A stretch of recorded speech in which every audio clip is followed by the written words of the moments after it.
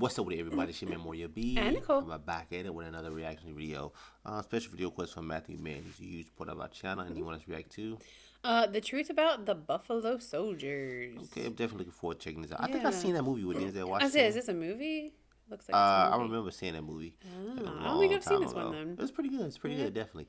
But we thank you, Matthew Mann, for the support. We're finna dive right into A real thing, not just a reggae song. Buffalo Soldiers were some of the bravest and most decorated soldiers to serve in the United States military, and yet their accomplishments aren't very well known because of racism. This is the untold truth of the Buffalo Soldiers.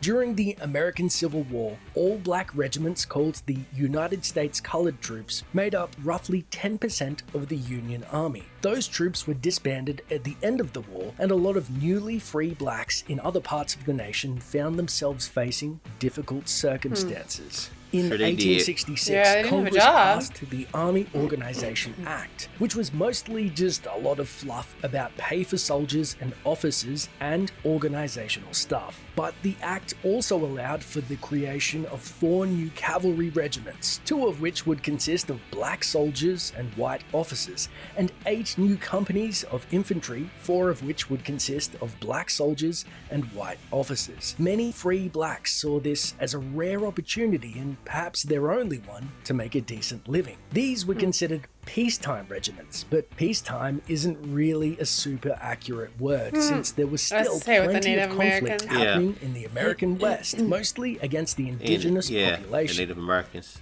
The American Civil War freed blacks from slavery, but not from oppression. They weren't equal under the law. They faced ugly, out in the open racism, whether they were in southern states, northern states, then we had Jim Crow.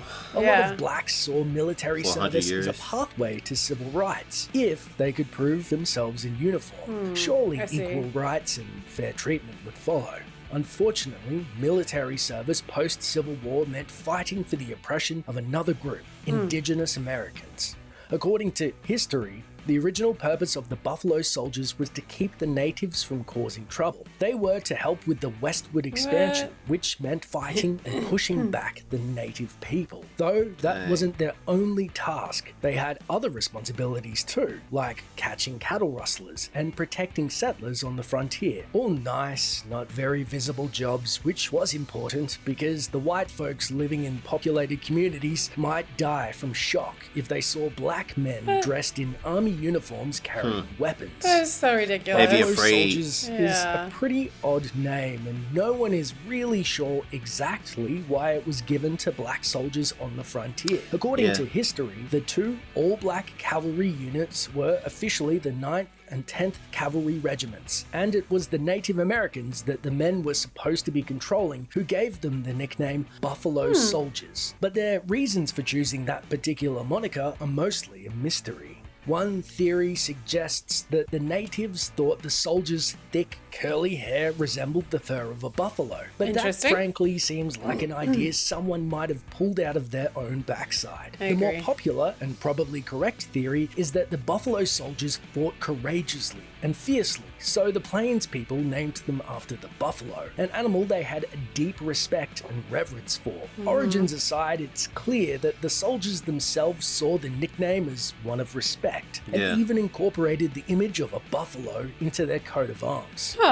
That's you will, of course, be absolutely shocked. Definitely need to watch that movie again. Everyone was cool with the idea of all-black regiments, and that there was a ton of racism that was a crazy the Buffalo Soldiers. He had to whip Denzel, and Denzel just looking at him like According crying. to Smithsonian, the first because he wanted some was white I think it was officers, cornbread including the and gravy, famous biscuits and gravy. George Armstrong something. You Custer, gotta watch it. It was a good refused to movie. command them because they believed black men would run when faced with danger.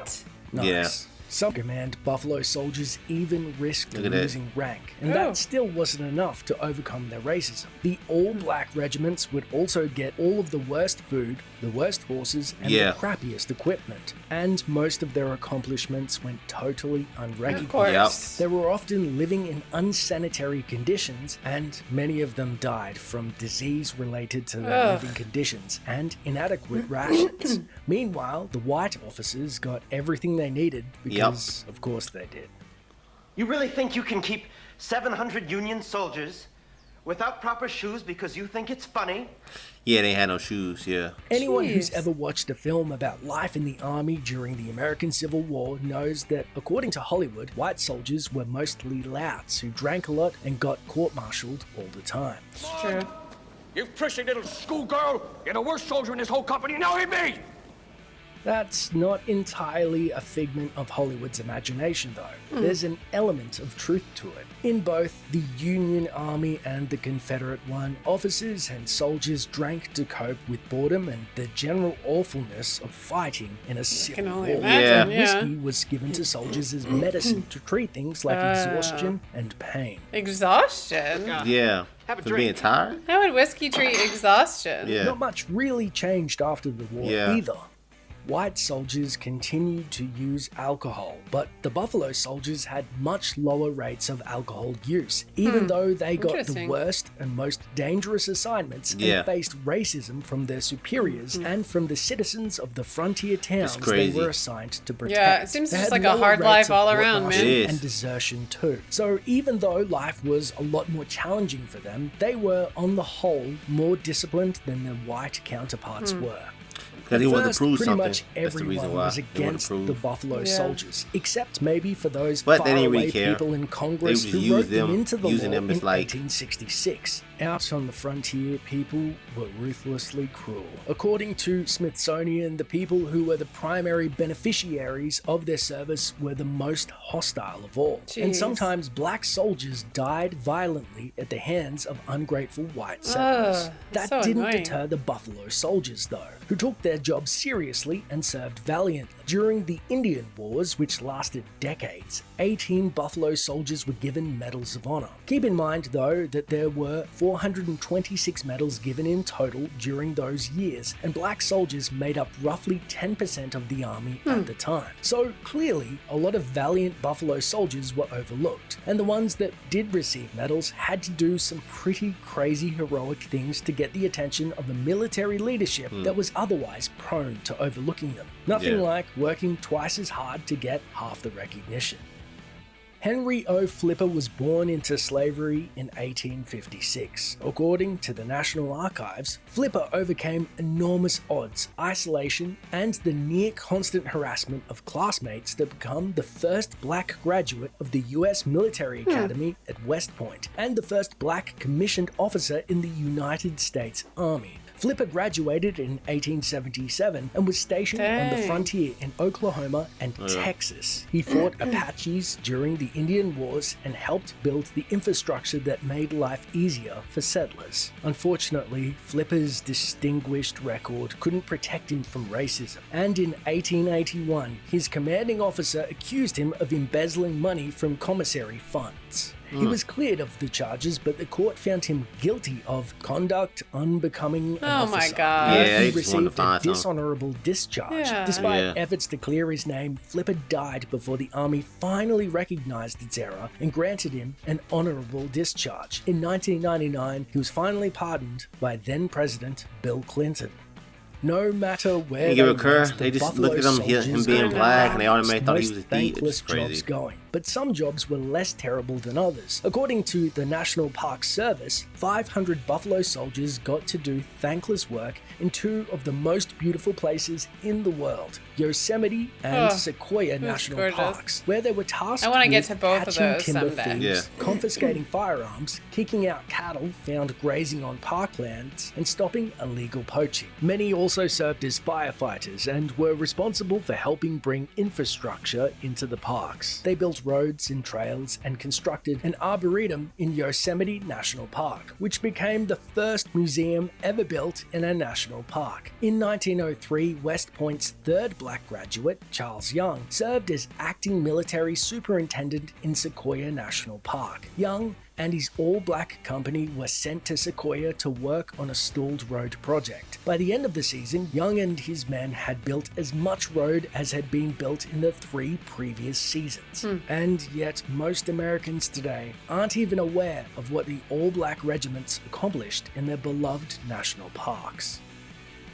By the time the Spanish-American War broke out in 1898, blacks in America were still nursing hope that distinguished service in the military was the key to obtaining equal rights at home. Even though more than 30 years later, things had still not changed for the Buffalo Soldiers. There was a fierce debate about whether black soldiers were doing any good for black civil rights. Still, when the army shipped 17,000 men to Cuba to that's a fight lot. in the new conflict, that's a whole 3,000 lot. of them were Buffalo Soldiers. The Spanish-American War marked the first time that black troops were stationed in the southeastern part of America, where they faced the same bigotry that their unenlisted counterparts did. When they arrived in Cuba, they faced heat, mud, man. and tropical diseases. Yeah. Many of them served as nurses and orderlies. 4 earned Really? medals of honor for rescuing wounded soldiers Yeah. under enemy fire, being praised as being most gallant and soldierly. They seem like but they still, were extremely nothing really brave. changed Yeah. back home. By World War I, the Buffalo Soldiers had an impressive list of honors and accomplishments, and still weren't considered equal to their white counterparts. According to the National Park Service, when the United States entered the First World War, there were Buffalo Soldiers stationed in the Philippines, on the US-Mexican border, and Hawaii, and the Army just kind of left them there, because despite Dang, all the what? evidence to the contrary, they didn't think they were capable enough to send to the front lines. But as the war grew uglier and nastier and longer, the military finally conceded to a simple fact. The war wasn't going to be won if the US didn't enlist the help of everyone, regardless Yeah. of color. The Buffalo Yeah. Soldiers themselves remained in the United States and the Philippines, but thousands of African Americans were eventually recruited to join the war overseas. And it's safe to say that the distinguished history of the Buffalo Soldiers helped make that possible. One of the 2 divisions that shipped to France during the First World War was nicknamed Buffalo Soldiers, even though it wasn't part of the original regiments that bore that name. The other unit became known as Blue Helmets. Both fought in France during World War I, and both served so valiantly that France awarded honors and medals to soldiers in each division. And still, Dang. black soldiers weren't taken seriously back home in America. Yeah. By World War II, there were 909,000 enlisted blacks in the army, but only 1 division saw combat. The rest of them were assigned to menial jobs like construction or graves registration because of the enduring belief that black soldiers weren't brave enough or motivated enough for combat. The 92nd Infantry Division, the last racially segregated unit in the United States military, was the only exception. And surprise, they fought just as valiantly as all the Yeah. Buffalo Soldiers who came before them. The Buffalo Soldiers had a long, proud history, but they couldn't continue to exist in a world that was finally starting to recognize the fundamental injustice of segregation. And the desegregation some of the extent. military had an unlikely champion, Harry S. Truman, who grew up with racist ideas and eventually evolved into a person who genuinely believed that all people were equal. According to the Washington Post, he had a deep change of heart upon learning of an attack on a decorated black World War II veteran named Isaac Woodard, who was beaten and blinded by yeah. a South Carolina police chief. He wasn't drunk at all. I think I But he got hit heard over the head about of the that. blackjack and hit across the face with a billy club and blinded him for life. Truman signed Executive Order 9981 in 1948, which Oh, look, he's got a desegregated Buffalo the United Soldier States hat on. military. Yeah. The same day, he signed an executive order for the desegregation of the federal workforce, saying, "There shall be equality of treatment and opportunity for all persons in the armed services, without regard to race, color, religion, or national origin." The history of black men in the United States military is remarkable. But what about the history of black women in the military? Well, for a long time, that entire history was just limited to one person, Cathay Williams, the only female Buffalo Soldier. Williams was born into slavery in 1844. According to the National Park Service, after Union soldiers captured her hometown in 1861, Williams served as an army cook and laundress and spent time traveling with the Union Army, where she learned the routine of life on the front lines. At the end of the Civil War, Williams realized that one of the best employment opportunities open to blacks was soldiering. That opportunity wasn't open to her though, just as it wasn't open to any women. Yeah, But instead of finding work as a cook or laundress elsewhere, she traveled to St. Louis, changed her name to William Cathay, and became a Buffalo Soldier. Williams successfully guy, passed then? as a man for 2 years. She never saw combat, but she learned to use a musket, went on scouting missions, and served as a guard. It wasn't until a series of illnesses that she was finally outed as a woman in 1868. Even after she'd been found out, though, her superiors had enough respect for her accomplishments that she was granted an honorable discharge. Dang. That's The good. last Buffalo Soldier was Mark Matthews, who died at the age of 111 in 2005. According that to the recently. LA Times, Matthews was already an accomplished horseman when he joined the 10th Cavalry in Lexington, Kentucky at the age of 15. Matthews served along the US-Mexican border during World War I, and in 1931 he transferred to Fort Myer, Virginia, where he taught horsemanship to new recruits. He retired from the Army in 1949, and after working as a security guard, finally retired for good in 1970 after becoming Chief of the Guards. When Matthews died, he was the last surviving Buffalo Soldier and also the oldest at 111. And it's pretty cool that the Buffalo Soldiers made it to the 21st century That's after true. such a long and impressive history That's of really valor true. He had to be and born like patriotism. 89. He had to be born Thank like you for your 99, 98, service. something like Check that. out one of our newest videos 99, right is it? here, plus even more 1899, grunge 1899. videos about your favorite unheralded. Yeah, man, that was definitely pretty interesting. I heard Yeah. about the Buffalo Soldiers. Right, I've You know. seen some stuff, but I didn't know this much about them, and I really like learning about some of this history that Yeah. we don't talk about it all the time. Yeah, I know, man. It was definitely pretty cool. It was good. Yeah, he was able to, if he was born 1898, 99, lived the whole 20th century. Yeah, Then he was able to see the 21st century, so it was pretty cool. that's really cool. Lived in 3 different centuries. Yeah, man, it was definitely, great. And then, the woman. Yeah, I know, like she that. posed as a man. It kind of sounded like, Mulan and stuff like that. Oh, that's true. I didn't Yeah, think like, about that. black Yeah, version because of that's Mulan. what. So that was definitely pretty cool. So they gave her an honorable discharge. Yeah, I mean, I was hoping there would be like her superiors were so impressed they just let her keep fighting. Yeah, I but- thought that's what they was gonna say. But I mean, at least they honorably discharged her. Yeah. But anyway. Yeah. It's Super another great interesting. Matthew, man. We definitely thank you for your support and also video requests. But we're gonna end this video. Don't forget to subscribe. And thumbs it up. Turn on notifications. It's your boy B. And Nicole. I'm gonna catch you on the next awesome. Peace and love, baby.